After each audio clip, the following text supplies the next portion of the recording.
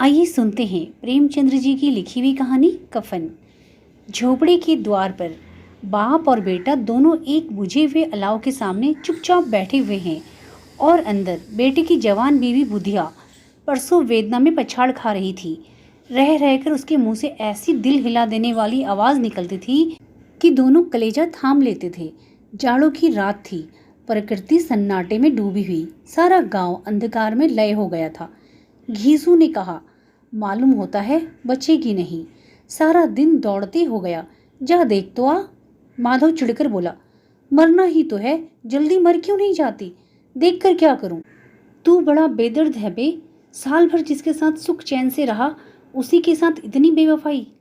तो मुझसे उसका तड़पना और हाथ पांव पटकना नहीं देखा जाता। चमारों का कुनबा था और सारे गांव में बदनाम। घीसू एक दिन काम करता तो 3 दिन आराम करता। माधव इतना कामचोर था कि आध घंटे काम करता तो 3 घंटे चिलम पीता। इसलिए उन्हें कहीं मजदूरी नहीं मिलती थी। घर में मुट्ठी भर भी अनाज मौजूद हो तो उनके लिए काम करने की कसम थी। जब 2-4 भागे हो जाते तो घीसू पेड़ पर चढ़कर लकड़ियां तोड़ लाता और माधव बाजार में बेच आता। और जब तक वह पैसे रहते दोनों इधर उधर मारी मारी फिरते। गांव में काम की कमी ना थी, किसानों का गांव था, मेहनती आदमी के लिए 50 काम थे।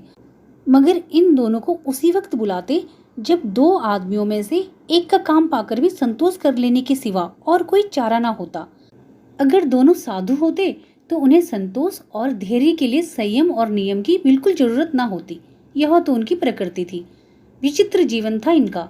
घर में मिट्टी के 2-4 बर्तन के सिवा कोई संपत्ति नहीं।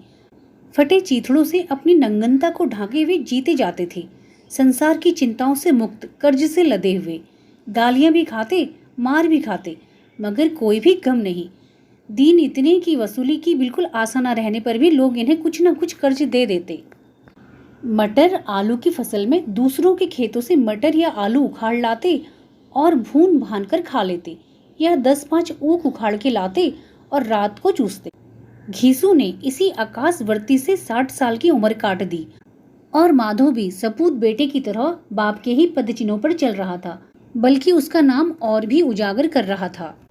इस वक्त भी दोनों अलाव के सामने बैठकर आलू भून रहे थे, जो कि किसी खेत से खोद कर लाए थे। घीसू की स्त्री का बहुत दिन हुए देहांत हो गया था। माधव का ब्याह पिछले साल हुआ था। जब से यह औरत आई थी उसने इस खानदान में व्यवस्था की नींव डाली थी और इन दोनों बेगैरतों का 2 चक भरती रहती थी। जब से वह आई यह दोनों और भी आराम मतलब हो गए थे, बल्कि कुछ अकड़ने भी लगे थे। कोई कार्य करने को बुलाता तो निर्ब्याज भाव से दुगनी मजदूरी मांगते। वही औरत आज परसों वेदना से मर रही थी और यह दोनों शायद इसी इंतजार में थे कि वह मर जाए तो आराम से सोएं। घीसू ने आलू निकालकर छीलते हुए कहा, जाकर देख तो क्या दशा है उसकी। चुड़ैल का फिसाद होगा और क्या, यहाँ तो ओझा भी 1 रुपये मांगता है। माधव को भय था कि वह कोठरी में गया तो घीसू आलुओं का बड़ा भाग साफ कर देगा। बोला, मुझे वहां जाते डर लगता है। डर किस बात का है, मैं तो यहाँ हूँ ही। तो तुम ही जाकर देखो ना। मेरी औरत जब मरी थी तो मैं 3 दिन तक उसके पास से हिला तक नहीं, और फिर मुझसे लजाएगी नहीं। जिसका कभी मुंह नहीं देखा आज उसका उखड़ा हुआ बदन देखूं। उसे तन की सुध भी तो ना होगी, मुझे देख लेगी तो खुलकर हाथ पांव भी ना पटक सकेगी। मैं सोचता हूँ कोई बाल बच्चा हुआ तो क्या होगा। सौंठ गुड़ तेल कुछ भी तो नहीं घर में, सब कुछ आ जाएगा, भगवान दे तो। जो लोग अभी 1 पैसा नहीं दे रहे हैं वे ही कल बुलाकर रुपए देंगे। मेरे 9 लड़के हुए, घर में कभी कुछ ना था, मगर भगवान ने किसी न किसी तरह बेड़ा पार लगाया। जिस समाज में रात दिन मेहनत करने वालों की हालत उनकी हालत से कुछ बहुत अच्छी ना थी, और किसानों के मुकाबले में वे लोग जो किसानों की दुर्बलताओं से लाभ उठाना जानते थे कहीं ज़्यादा संपन्न थे, वहाँ इस तरह की मनोवृत्ति का पैदा हो जाना कोई अचरज की बात ना थी। हम तो कहेंगे घीसू किसानों से कहीं ज़्यादा विचारवान था और किसानों के विचार शून्य समूह में शामिल होने के बदले बैठकबाजों की कुसंगति मंडली में जा मिला था। हाँ, उसमें बहुत शक्ति ना थी कि बैठकबाजों के नियम और नीति का पालन करता। इसलिए जहाँ उसकी मंडली के और लोग गांव के सरगना और मुखिया बने हुए थे, उस पर सारा गांव उंगली उठाता था फिर भी उसे यह तस्कीन तो थी ही कि अगर वह फटे हाल है तो कम से कम उसे किसानों की तरह जी तोड़ मेहनत तो नहीं करनी पड़ती, और उसकी सरलता और निरीहता से लोग बेजा फायदा तो नहीं उठाते। दोनों आलू निकाल निकाल कर जलते जलते खाने लगे। कल से कुछ नहीं खाया था, इतना सब्र न था कि ठंडा हो जाने दे। कई बार दोनों की जबानें जल गई। छिल जाने पर आलू का बाहरी हिस्सा बहुत ज़्यादा गर्म ना मालूम होता, लेकिन दांतों के तले पड़ते ही अंदर का हिस्सा जबान हलक और तालू को जला देता था। और उस अंगारे को मुंह में रखने से ज़्यादा खैरियत इसी में थी कि वह अंदर पहुंच जाए। वहां उसे ठंडा करने के लिए काफ़ी सामान थे, इसलिए दोनों जल्द जल्द निकल जाते। हालांकि इस कोशिश में उनकी आंखों से आंसू निकल आते। घीसू को उस वक्त ठाकुर की बारात याद आई जिसमें 20 साल पहले वह गया था। उस दावत में उसे जो तृप्ति मिली थी वह उसके जीवन में एक याद रखने लायक बात थी, और आज भी उसकी याद ताजी थी। बोला, वह भोज नहीं भूलता। तब से फिर उस तरह का खाना भरपेट नहीं मिला। लड़की वालों ने भरपेट पूड़ियाँ खिलाई थी सबको। छोटे बड़े सब ने पूड़ियाँ खाई, और असली घी की चटनी, रायता, 3 तरह के सूखे साग, एक रसेदार तरकारी, दही, चटनी, मिठाई। अब क्या बताऊं कि उस भोज में क्या स्वाद मिला। कोई रोक टोक नहीं थी, जो चीज़ चाहो मांगो, जितना चाहो खाओ। लोगों ने ऐसा खाया कि किसी से पानी ना पिया गया। मगर परोसने वाले हैं कि पत्तल में गरम गरम गोल गोल सुवासित कचौड़ियाँ डाल देते हैं। मना करते हैं कि नहीं चाहिए, पत्तल पर हाथ से रोके हुए हैं। मगर वह है कि दिए जाते हैं। और जब सबने मुंह धो लिया तो पान इलायची भी मिली, मगर मुझे पान लेने की कहाँ सुध थी। खड़ा हुआ ना जाता था। चटपट जाकर अपने कंबल पर लेट गया। ऐसा दिल दरियाव था वह ठाकुर। माधव ने इन पदार्थों का मन ही मन मजा लेते हुए कहा, अब हमें कोई ऐसा भोज नहीं खिलाता। अब कोई क्या खिलाएगा, वह जमाना दूसरा था। अब तो सबको किफ़ायत सूझती है। शादी ब्याह में मत खर्च करो, क्रियाक्रम में खर्च मत करो। पूछो, गरीबों का माल बटोर बटोर कर कहाँ रखोगे? बटोरने में तो कमी नहीं है, हाँ खर्च में किफ़ायत सूझती है। तुमने 1-20 पूरियाँ खाई होंगी। 20 से ज़्यादा खाई थी। मैं 50 खा जाता। 50 से कम मैंने ना खाई होगी। अच्छा पट्ठा था। तू तो मेरा आधा भी नहीं है। आलू खाकर दोनों ने पानी पिया, और वहीं अलाव के सामने अपनी धोतियाँ ओढ़कर पाँव पेट में डाले सो रहे, जैसे 2 बड़े बड़े अजगर गेंटुलियाँ मारे पड़े हों। और बुधिया अभी तक करार रही थी। सवेरे माधव ने कोठरी में जाकर देखा तो उसकी स्त्री ठंडी हो गई थी। उसके मुंह पर मक्खियां भिनक रही थी। पथराई हुई आंखें ऊपर टंगी हुई थी। सारी देह धूल से लथपथ हो रही थी। उसके पेट में बच्चा मर गया था। माधव भागा हुआ घीसू के पास आया। फिर दोनों जोर जोर से हाय हाय करने और छाती पीटने लगे। पड़ोस वालों ने यह रोना धोना सुना तो दौड़े हुए आए और पुरानी मर्यादा के अनुसार इन अभागों को समझाने लगे। मगर ज्यादा रोने पीटने का अवसर ना था। कफन की और लकड़ी की फिक्र करनी थी। घर में तो पैसा इस तरह गायब था जैसे चील के घोंसले में मांस। बाप बेटे रोते हुए गांव के जमींदार के पास गए। वह इन दोनों की सूरत से नफरत करते थे। कई बार इन्हें अपने हाथों से पीट चुके थे। चोरी करने के लिए, वादे पर काम पर ना आने के लिए। पूछा, क्या है घिसवा, रोता क्यों है? अब तो तू कहीं दिखलाई भी नहीं देता। मालूम होता है इस गांव में रहना नहीं चाहता। घीसू ने जमीन पर सिर रखकर आंखों में आंसू भरे हुए कहा, सरकार बड़ी विपत्ति में हूँ। माधव की घरवाली रात को गुजर गई।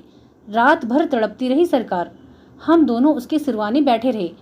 दवा दारू जो कुछ हो सका सब कुछ किया। अब कोई एक रोटी देने वाला भी ना रहा मालिक। तबाह हो गए हम। घर उजड़ गया। आपका गुलाम हूँ। अब आपके सिवा कौन उसकी मिट्टी पार लगाएगा? हमारे हाथ में जो कुछ था वह सब उसकी दवा दारू में उठ गया। सरकार ही की दया होगी तो उसकी मिट्टी उठेगी। आपके सिवा किसके द्वार पर जाऊं? जमींदार साहब दयालु थे, मगर घीसू पर दया करना काले कंबल पर रंग चढ़ाना था। जी मैं तो आया, कह दें चल दूर हो जाए यहाँ से। यूं तो बुलाने से भी नहीं आता। आज जब गरज पड़ी तो खुशामद कर रहा है। हरामखोर कहीं का बदमाश। लेकिन यह क्रोध या दंड का अवसर नहीं था। जी में कुड़ते हुए 2 रुपये निकालकर फेंक दिए, मगर संतावना का एक शब्द भी मुंह से ना निकला। उसकी तरफ ताकत तक नहीं, जैसे सिर का बोझ उतारा हो। जब जमींदार साहब ने 2 रुपये दिए तो गांव के बनिए महाजनों को इनकार का साहस कैसे होता। घीसू जमींदार का नाम का ढिंडोरा पीटना जानता था। किसी ने 2 आने दिए, किसी ने 4 आने। 1 घंटे में घीसू के पास 5 रुपए की अच्छी रकम जमा हो गई। कहीं से अनाज मिल गया, कहीं से लकड़ी। और दोपहर को घीसू और माधव बाजार में कफन लाने चले। इधर लोग बांस वांस काटने लगे। गांव की नरमदिल स्त्रियां आकर लाश देखती थी और उसकी बेकसी पर 2 बूंद आंसू गिराकर चली जाती थी। बाजार में पहुंचकर घीसू बोला, लकड़ी तो उसे जलाने भर को मिल गई है। क्यों माधव? माधव बोला, हाँ लकड़ी तो बहुत है, अब कफन चाहिए। तो चलो कोई हल्का सा कफन ले लें। हाँ और क्या, लाश उठते उठते रात हो जाएगी। रात को कफन कौन देखता है। कैसा बुरा रिवाज है कि जिसे जीते जी तन ढांकने को चीथड़ा भी ना मिले, उसे मरने पर नया कफन चाहिए। कफन लाश के साथ जल ही तो जाता है, और क्या रखा रहता है। यही 5 रुपए पहले मिलते तो कुछ दवा दारू कर लेते। दोनों एक दूसरे की मन की बात ताड़ रहे थे। बाजार में इधर उधर घूमते रहे। कभी इस बजाज की दुकान पर गए, कभी उस दुकान पर। तरह तरह के कपड़े, रेशमी, सूती देखे, मगर कुछ जचा नहीं। यहाँ तक कि शाम हो गई। तब दोनों न जाने किस देवी प्रेरणा से एक मधुशाला के सामने जा पहुंचे और जैसे किसी पूर्व निश्चित व्यवस्था से अंदर चले गए। वहां जरा देर तक दोनों असमंजस खड़े रहे। फिर घीसू ने गद्दी के सामने जाकर कहा, साहू जी 1 बोतल हमें भी देना। उसके बाद कुछ चिखोना आया, तली हुई मछली आई और दोनों बरामदे में बैठकर शांतिपूर्वक पीने लगे। कई कुंजियां ताबड़तोड़ पीने के बाद दोनों सुरूर में आ गए। घीसू बोला, कफन लगाने से क्या मिलता, आखिर जल ही तो जाता, कुछ बहू के साथ तो न जाता। माधव आसमान की तरफ देखकर बोला, मानो देवताओं को अपनी निष्पापता का साक्षी बना रहा हो। दुनिया का दस्तूर है, नहीं लोग बामनों को हजारों रुपए क्यों दे देते हैं, कौन देखता है परलोक में मिलता है या नहीं। बड़े आदमियों के पास धन है, फूके, हमारे पास फूकने को क्या है। लेकिन लोगों को जवाब क्या देंगे। लोग पूछेंगे नहीं कफन कहाँ है। घीसू हंसा, अबे कह देंगे रुपए कमर से खिसक गए, बहुत ढूंढा मिले नहीं, लोगों को विश्वास न आएगा, लेकिन फिर वही रुपए देंगे। माधव भी हंसा इस अनअपेक्षित सौभाग्य पर। बोला, बड़ी अच्छी थी बेचारी, मरी तो खूब खिला पिलाकर, आधी बोतल से ज्यादा उड़ गई। घीसू ने 2 सेर पूड़ियां मंगवाई, चटनी, अचार, कलेजियां। शराब खाने के सामने ही दुकान थी। माधव लपककर 2 पतलों में सारे सामान ले आया। पूरा 1.5 रुपया खर्च हो गया, सिर्फ थोड़े से पैसे बचे रहे। दोनों इस वक्त इस सान में बैठे पूड़ियां खा रहे थे जैसे जंगल में कोई शेर अपना शिकार उड़ा रहा हो। ना जवाबदेही का खौफ था, ना बदनामी की फिक्र। इन सब भावनाओं को उन्होंने बहुत पहले ही जीत लिया था। घीसू ने दार्शनिक भाव से बोला, हमारी आत्मा प्रसन्न हो रही है तो क्या उसे पुण्य ना होगा। माधव ने श्रद्धा से सर झुकाकर तस्दीक की, जरूर से जरूर होगा। भगवान तुम अंतर्यामी हो, उसे बैकुंठ ले जाना। हम दोनों हृदय से आशीर्वाद दे रहे हैं। आज जो भोजन मिला वह कभी उम्र भर ना मिला था। एक क्षण के बाद माधव के मन में एक शंका जागी। बोला, क्यों दादा, हम लोग भी एक ना एक दिन वहां जाएंगे ही। घीसू ने इस भोले भाले सवाल का कुछ उत्तर ना दिया। वह परलोक की बातें सोचकर इस आनंद में बाधा ना डालना चाहता था। जो वहां हम लोगों से पूछे कि तुमने हमें कफन क्यों नहीं दिया, तो क्या कहोगे। कहेंगे क्या, तुम्हारा सिर। पूछेगी तो जरूर, तू कैसे जानता है कि उसे कफन ना मिलेगा। तू मुझे ऐसा गधा समझता है। 60 साल क्या दुनिया में घास खोदता रहा हूँ। उसको कफन मिलेगा और बहुत अच्छा मिलेगा। माधव को विश्वास न आया। बोला, कौन देगा, रुपए तो तुमने चट कर दिए। वह तो मुझसे पूछेगी, उसकी मांग में सिंदूर मैंने डाला था। कौन देगा, बताते क्यों नहीं। वही लोग देंगे जिन्होंने अब की दिया। हाँ, अब की रुपए हमारे हाथ ना आएंगे। ज्यों ज्यों अंधेरा बढ़ता था और सितारों की चमक तेज होती थी, मधुशाला की रौनक बढ़ती जाती थी।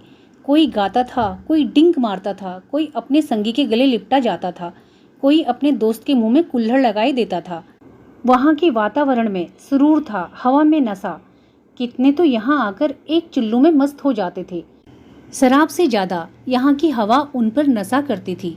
जीवन की बाधाएं यहाँ खींच लाती थी और कुछ देर के लिए यह भूल जाते थे कि वे जीते हैं या मरते हैं या ना जीते हैं ना मरते हैं। और यह दोनों बाप बेटे अब भी मजे ले लेकर चुस्कियां ले रहे थे। सबकी निगाहें इनकी ओर जमी हुई थी। दोनों कितने भाग्य के बली हैं। पूरी बोतल बीच में है। भरपेट खाकर माधव ने बची हुई पूड़ियों का पत्तल उठाकर एक भिखारी को दे दिया, जो खड़ा इनकी ओर भूखी आंखों से देख रहा था। और देने के गौरव, आनंद और उल्लास का अपने जीवन में पहली बार अनुभव किया।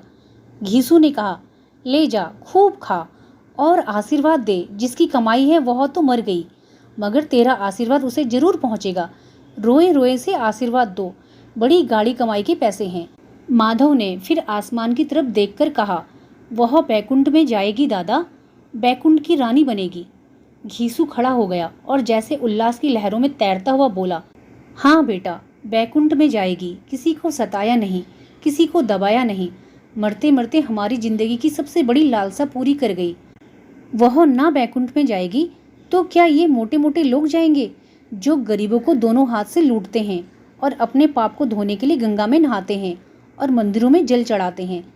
श्रद्धालुता का यह रंग तुरंत बदल गया। अस्थिरता नशे की खासियत है। दुख और निराशा का दौर हुआ। माधव बोला, मगर दादा, बेचारी ने जिंदगी में बड़ा दुख भोगा, कितना दुख झेलकर मरी। वह आंखों पर हाथ रखकर रोने लगा, चीखें मार मार कर। घीसू ने समझाया, क्यों रोता है बेटा, खुश हो कि वह माया जाल से मुक्त हो गई, जंजाल से छूट गई। बड़ी भाग्यवान थी जो इतनी जल्दी माया मोह के बंधन तोड़ दिए। और दोनों खड़े होकर गाने लगे, ठगनी क्यों नैना छमकावे, ठगनी। पियक्कड़ों की आंखें उनकी ओर लगी हुई थी और यह दोनों अपने दिल से मस्त गाए जाते थे। फिर दोनों नाचने लगे, उछले भी, कूदे भी, गिरे भी, मटके भी, भाव भी बताए, अभिनय भी किए और आखिर नशे में मदमस्त होकर वहीं गिर पड़े।